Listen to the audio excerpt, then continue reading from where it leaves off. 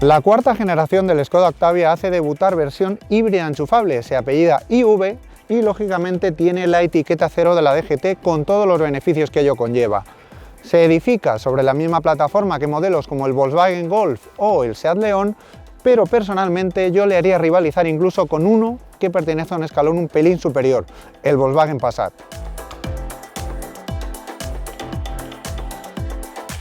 Tal y como vemos, la versión híbrida enchufable del Skoda Octavia tampoco presenta muchas diferencias respecto al resto, desde el punto de vista estético. Conserva esta nueva parrilla, este capó más agresivo con abultamientos y unos faros que de serie son LED, pero que pueden ser Matrix Full LED. Si avanzamos hacia la parte lateral, esta variante híbrida enchufable lleva siempre llantas de 18 pulgadas y además sobre la rueda izquierda tenemos la toma de carga. Hay que decir que tan solo acepta corriente alterna con un máximo de 3,6 kilovatios. En el caso de decantarnos por esa opción de carga, alcanzar el 80% de la capacidad de la batería requiere aproximadamente unas 2 horas y media. Si por el contrario utilizamos un enchufe normal de 2,3, esa misma recarga hasta el 80% nos requerirá aproximadamente 3 horas y 45 minutos. Respecto al diseño puro y duro en este lateral, tengo que destacar sobre todo la parte trasera, que tiene cierta inspiración coupé a pesar de ser una berlina destinada al ámbito familiar. Y también hay que apuntar que se trata de un coche de 4,69 metros de largo con una batalla de 2,69 metros. Pero lo curioso no es eso, sino que la versión familiar, llamada Combi, calca exactamente esas cifras. La parte trasera del Skoda Octavia híbrido enchufable de nuevo apenas presenta diferencias respecto al resto de versiones de combustión, tan solo la inscripción IV, que es la que la delata. Lo realmente interesante viene en el maletero, y es que tenemos una capacidad de carga de 450 litros, 490 en el caso de la versión familiar, que en todo caso son 150 litros menos que en las versiones convencionales. Sí es interesante este doble fondo que tiene, hay que levantar dos tapas para ello, que esconde un hueco para meter los cables de carga. Del interior del Skoda Octavia híbrido enchufable hay que destacar prácticamente las mismas cosas que en el resto de versiones, y es que aquello de que la marca checa era anodina, sosa o como queráis llamarla, es cosa del pasado. Por ejemplo, el volante tiene un diseño muy moderno, tan solo tiene 2 radios a pesar de este detalle que hace pensar que hay un tercero, pero no, como ves aquí hay un hueco. El tacto también es perfecto. Si nos vamos hacia la puerta tenemos este detalle cromado que aporta un extra de elegancia y que continúa hasta acabar precisamente en el tirador. Y luego tenemos el apartado de la digitalización, tanto el cuadro de mandos, que es el Virtual Cockpit, como la pantalla, que en este caso la de 10 pulgadas, en las versiones más pequeñas es de 8, aportan ese toque más moderno.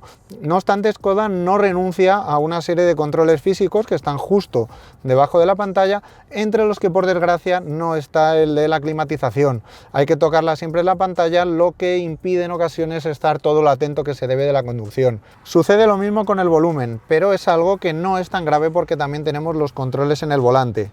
Respecto a la consola central hay que decir que tiene un diseño muy limpio gracias a que no tenemos palanca de cambios y sí un selector que nos permite movernos entre los diferentes puntos, el freno de estacionamiento eléctrico y también tenemos en esta parte otro de los elementos que a mí me gusta destacar, que es el sistema de carga inalámbrica para móviles. Los principales aspectos diferenciadores de esta versión híbrida enchufable tienen que ver con los datos que se muestran tanto en el cuadro de mandos digital como en la pantalla del sistema multimedia. Por ejemplo, aquí tenemos la autonomía eléctrica, que lógicamente en las versiones de combustión no aparece, o la potencia también del motor eléctrico que entra en cada momento. De hecho, la rueda izquierda es bastante curiosa porque la parte más izquierda, valga la redundancia, es la que nos indica la cantidad de potencia eléctrica que estamos utilizando, y a partir de la derecha está el contador de revoluciones. Y luego en la pantalla del sistema multimedia tenemos, entre otras informaciones, la representación del flujo de energía, que es la que nos indica cuándo está funcionando el sistema eléctrico, cuándo está funcionando el motor térmico o cuándo convergen los dos a la vez. También conviene destacar otra de las cosas que es una constante en Skoda, y son los huecos portaobjetos, esas soluciones que ellos llaman Simply Clever, y que, por ejemplo, tenemos aquí en el techo un departamento ideal para dejar las gafas de sol. Ahora con el temporal no las utilizamos, pero en verano vienen muy bien. Y luego otro que me ha parecido particularmente gracioso es que tenemos aquí en la parte izquierda una pequeña papelera portátil que, si la abres, tenemos para dejar, pues estamos comiendo un chicle, lo que sea, y lo queremos dejar en un sitio, es aquí. La vamos a sacar para que la veáis. Es un simple aplique de plástico que tiene la bolsita que podremos sustituir en el momento que esté llena. Bien, ya al volante de este Skoda Octavia híbrido enchufable toca hablar del que es realmente su elemento diferenciador, obviamente el motor. Está compuesto por una parte térmica que es un 1.4 litros TSI de 150 caballos, a la que se une una parte eléctrica que aporta otros 85 kilovatios. En total son 204 caballos y 350 Nm. En la práctica se trata de un motor con un comportamiento muy lineal. Si hay que achacarle algo es una falta de bajos que no obstante queda en gran parte compensada por el aporte eléctrico. Las transiciones entre esta parte eléctrica y la térmica, por cierto, son inapreciables. La caja de cambios es una automática DSG de doble embrague, en esta ocasión con 6 velocidades, cuyo funcionamiento no merece comentario porque es de sobra conocido, rápido y preciso. La batería que alimenta la parte eléctrica es de 13 kWh y asegura una autonomía eléctrica, según WLTP, de 60 km. Más allá de todo esto, lo más interesante de este Octavia viene con sus modos de conducción. Y no me refiero tanto a aquellos que modifican la respuesta del acelerador o el tacto del volante, que es más o menos un poco lo que tenemos en todos los coches modernos de hoy en día, sino en los que son capaces de gestionar el sistema híbrido. Hay 3 modos, uno totalmente eléctrico, que obviamente es el que utilizamos para avanzar sin ningún tipo de emisión, otro que es el híbrido automático, que es el que gestiona por sí solo si es el motor térmico el que funciona o si es el eléctrico, y luego hay otro híbrido que tú puedes manejar manualmente. ¿Qué significa eso? Que puedes desactivar el consumo de la batería para guardarla más adelante para cuando interese. Por ejemplo, voy 50 kilómetros en carretera abierta y me queda un 20% de batería, yo selecciono que quiero tener la batería cargada al 50-60% y el sistema se encarga a través de la frenada regenerativa de ir recargando poco a poco la batería hasta llegar a ese punto. Es evidente que no es lo mejor en términos de eficiencia, pero sí que nos permite poder jugar en un momento dado si no tenemos la oportunidad de cargar el coche por la noche. Sabéis que además de esta versión híbrida enchufable, entre comillas, convencional del Skoda Octavia, hay una variante RS que es la deportiva. Tiene exactamente el mismo motor que este, solo que en vez de 204 caballos da 245. ¿Dónde está esa diferencia? Es la gestión electrónica que se hace de la parte eléctrica del motor la que la da, pero a costa de una cosa que no nos ha gustado tanto, y es que esos 245 caballos de potencia LRS los puedes disfrutar de seguido durante 7-8 segundos, y en el caso de esta versión los 204 caballos te los entrega durante 15 segundos del tirón. Respecto al resto de características que afectan al comportamiento dinámico del coche, tengo que decir que no hay muchas diferencias en relación al resto de versiones convencionales del vehículo. Por ejemplo, el volante sigue teniendo este tacto suave típico del Octavia, pero que a la vez no cae en un exceso de asistencia que derive en una falta de transmisión de sensaciones. A mí me parece una de las direcciones más cómodas que hay ahora mismo, por lo menos en este segmento.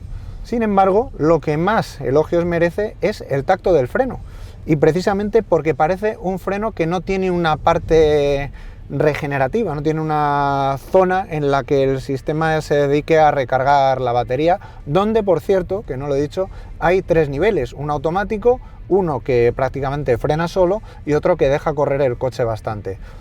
Volviendo al tacto del pedal, en definitiva, es prácticamente como el de uno hidráulico convencional. Por último, hay que destacar también el comportamiento de la suspensión, que me parece la idónea para un vehículo de este tipo. No es la más dura, que para eso ya está el RS, pero tampoco cae en una suspensión de estas típicas blandas que provoque un exceso de balanceo a la hora de afrontar curvas o las frenadas. Para mí tiene un compromiso perfecto que permite que el coche sea agradable de conducir en todos los entornos.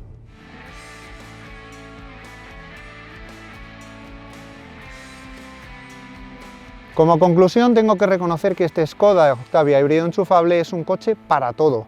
Es lo suficientemente grande como para que familias de 3 o 4 miembros lo tengan en cuenta, pero no tanto como para que su manejo en entornos urbanos sea un drama. De hecho, es ahí donde se le saca el máximo partido a la parte eléctrica. Eso sí, en el caso de no utilizar el coche mucho en ciudad o si se vive en un lugar sin restricciones a la movilidad, quizás sea una compra más inteligente una de las versiones de combustión. Por ejemplo, el T6 de 150 caballos de base cuesta unos 10.000 euros menos que este híbrido enchufable y además ahorramos 250 kilos de peso respecto a los 1.608 que pesa este. Precios, hablamos de 36.420 euros de base, 1.500 euros más si se quiere el acabado más alto y 31.600 si se opta por los descuentos y la financiación. Para que nos hagamos una idea, es más o menos el precio que se pide por el Seat León híbrido enchufable y bastante más barato que el Golf con el mismo motor.